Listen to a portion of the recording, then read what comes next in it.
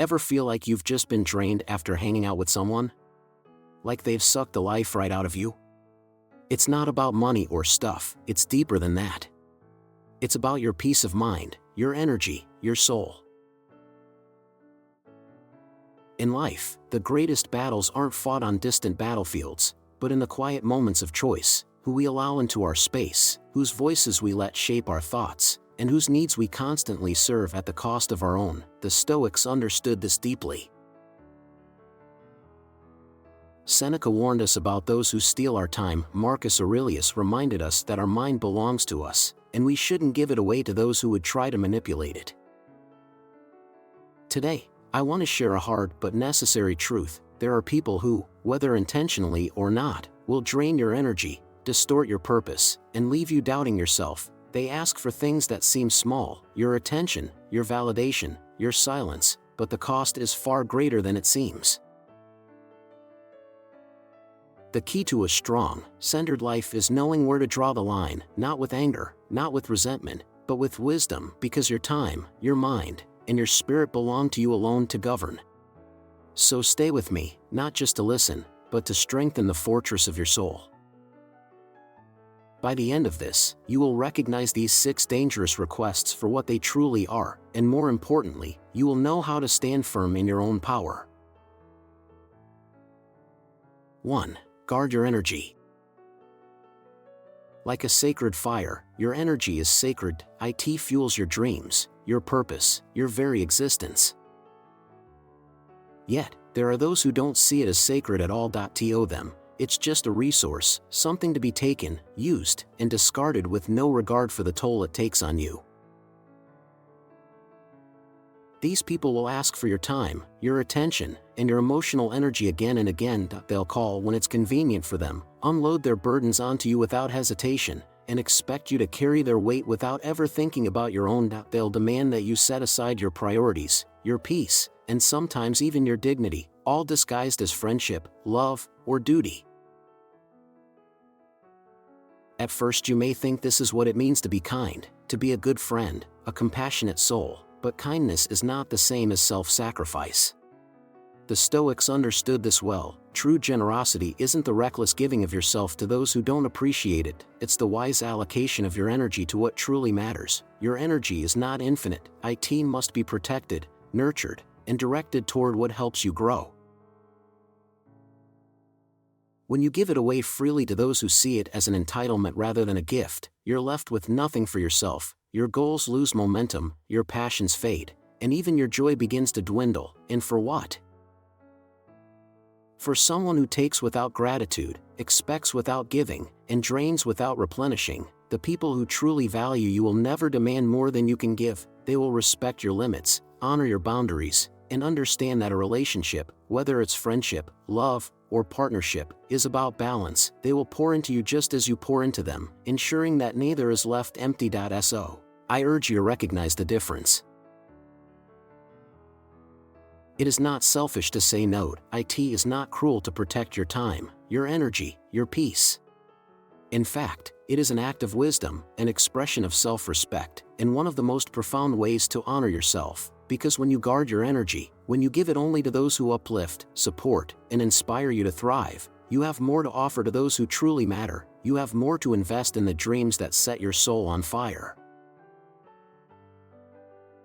As you walk through life, be vigilant. Notice the ones who leave you feeling drained, unseen, and unappreciated. These are not your people, and the sooner you release them, the sooner you'll find those who cherish your presence, nourish your spirit, and see your energy as something to be honored, not exploited.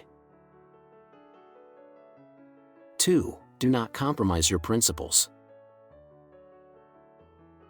What is a person without principles, without the moral compass that guides them through the chaos of life? Your principles are not just a set of rules. They are the foundation of who you are. They define your character, shape your decisions, and give you the strength to walk through the world with integrity. But there will always be those who seek to bend them. They won't always come with force or open demands. No, they will be subtle, persuasive. They will disguise their requests as small favors, harmless compromises. Just this once, they'll say, "It's not a big deal." They'll wrap their demands in the language of friendship, loyalty, or necessity, and in that moment, you may feel the temptation to yield, to go along, to avoid conflict, to keep the peace, but every time you compromise your principles, you give away a piece of yourself. At first, it may seem insignificant, one small concession barely noticeable, but principles are not made of stone, they are threads woven into the fabric of your being. Tug on one, and the entire tapestry begins to unravel. What starts as a minor compromise can turn into a habit, a pattern of bending and breaking, until one day you look in the mirror and no longer recognize the person staring back. The true danger is not just in the act of compromise, but in the slow erosion of self-respect. Because when you betray your principles, you're not merely disappointing others, you're betraying yourself, and that is a wound far deeper than any external loss. It weakens your confidence, dulls your clarity, and distances you from your own purpose. The Stoics understood this well. Marcus Aurelius reminded us that if it is not right, do not do it. If it is not true, do not say it. A life of integrity is built on the choices we make every day, the decisions to stand firm when it would be easier to fold, to say no when the world pressures us to say yes.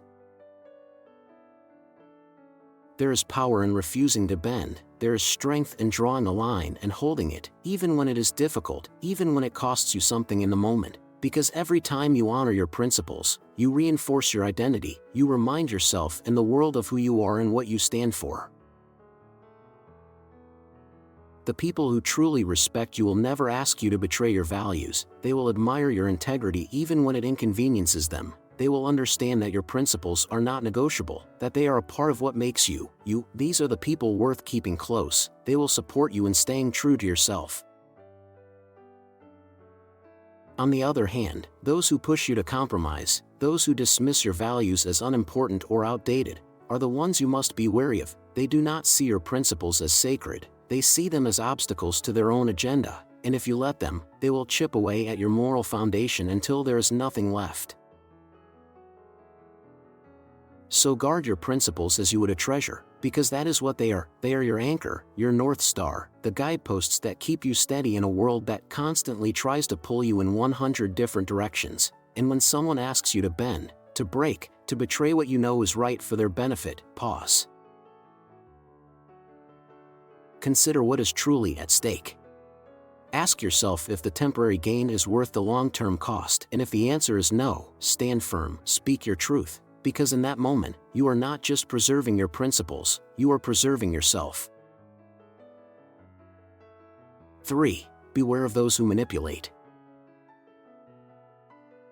There is a silent danger in the presence of manipulators, a slow erosion of self that happens so subtly you may not even notice until it is too late. These people do not announce themselves with warning signs or loud demands. No, they arrive quietly, cloaked in charm, disguised as friends, lovers, or mentors. They study you not out of love, not out of respect, but out of necessity, because manipulation is an art that requires knowledge. They watch, they listen, they learn your fears, your desires, the wounds you try to hide. And once they know where the cracks in your armor lie, they slip through them with practiced ease. They make themselves indispensable, weaving their way into your trust, but trust in their hands is not sacred. It is a tool, a means to an end. These individuals prey on your kindness, they know how to twist your empathy into obligation, how to use guilt as a leash to keep you tethered. Their problems become your problems, their burdens become yours to carry. And because you are compassionate, because you believe in helping others, you give your time, your resources, your emotional strength. You tell yourself that this is what it means to be a good person, to be supportive, to be worthy. But manipulation is a slow poison. You do not notice its effects immediately, but over time the symptoms appear. Your energy dwindles, your joy fades, your sense of self begins to blur. And still you stay still, you give because they have made you believe that without you they will fall apart. This is the trick of the manipulator. They make dependency look like connection. They appeal to your deepest fears, the fear of being selfish, of being unkind, of being unloving. And so you sacrifice, again and again, until the balance of the relationship is no longer one of mutual care but of silent transactions. They take, you give, and the scales are never even. Breaking free begins with recognition. Pay attention to how you feel in someone's presence. Do you feel uplifted, at ease, seen for who you truly are, or do you feel drained, burdened, uncertain? Manipulation leaves a residue, a lingering discomfort, a quiet voice inside you that whispers something isn't right. Trust that voice. That is your intuition speaking, urging you to protect yourself.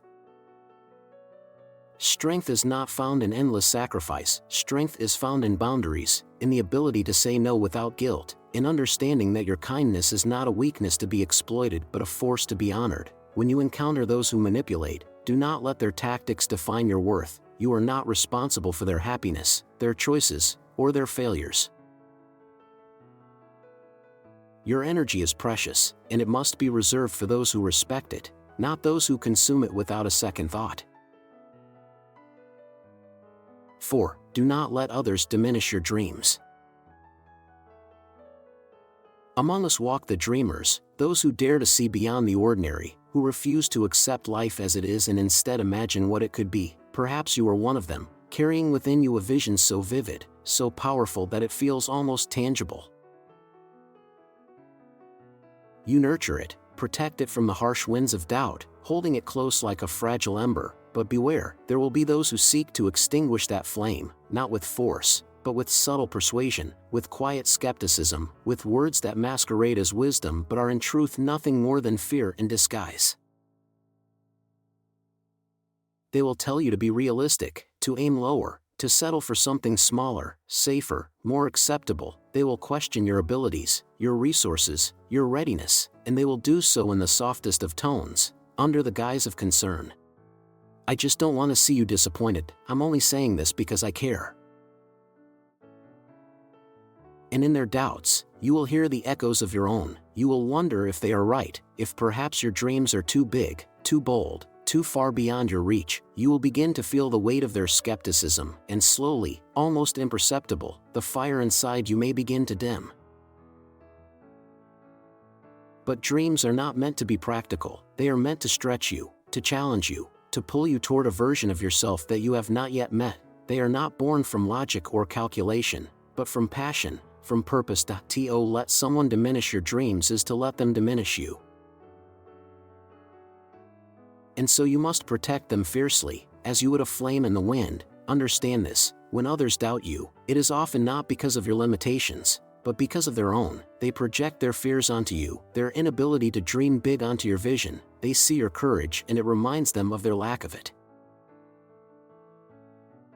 Instead of celebrating your audacity, they seek to pull you down to their level, where they feel comfortable, where they feel in control. But you do not owe them comfort. You do not owe them your conformity. Surround yourself with those who see the fire in your eyes and fan the flames. Seek out those who believe in your potential even when you falter, who remind you of your strength when you begin to forget it.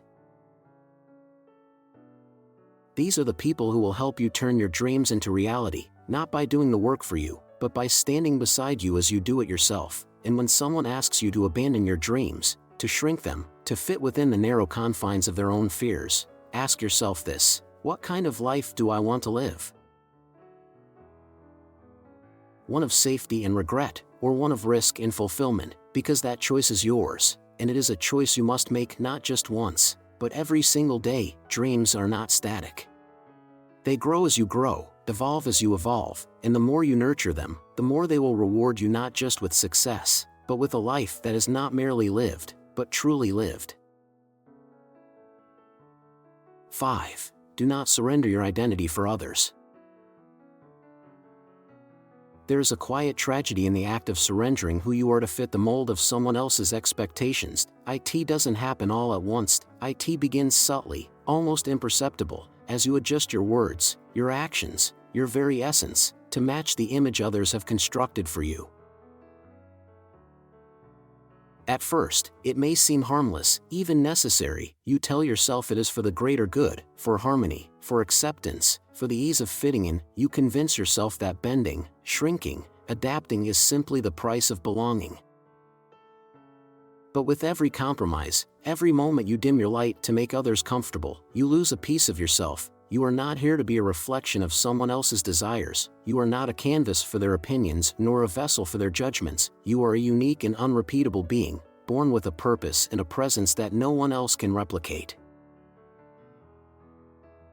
To conform, to erase the edges of your individuality is to rob the world of the very gift that is you, and for what? To satisfy those who cannot see the beauty in your differences, to appease those who demand uniformity because they fear what they cannot control or understand. When you live to meet others' expectations, you become a prisoner to their perceptions, you begin to walk a path that is not your own, and with every step, the distance grows between who you are and who you pretend to be. That weight, the weight of a life unlived, is unbearable. It is the slow suffocation of the soul. You cannot flourish in the shadow of someone else's vision, you cannot find fulfillment while abandoning your truth. The Stoics knew this well. Epictetus taught that we must not concern ourselves with the opinions of others, for they are beyond our control. Marcus Aurelius reminded us that our worth is not dictated by external judgment, but by how we remain true to ourselves.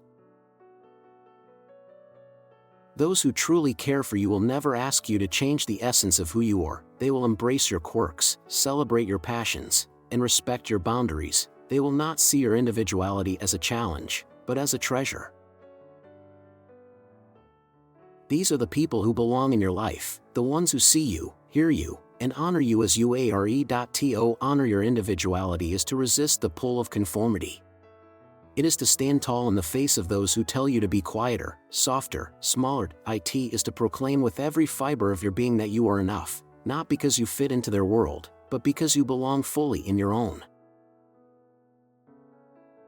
There is power in embracing your uniqueness, in allowing yourself to be unapologetically and authentically you, and that power does not just serve you, it radiates outward, inspiring others to do the same. 6. Be mindful of superficial relationships. There is power in embracing your uniqueness, in allowing yourself to be unapologetically and authentically you, and that power does not just serve you, it radiates outward, inspiring others to do the same.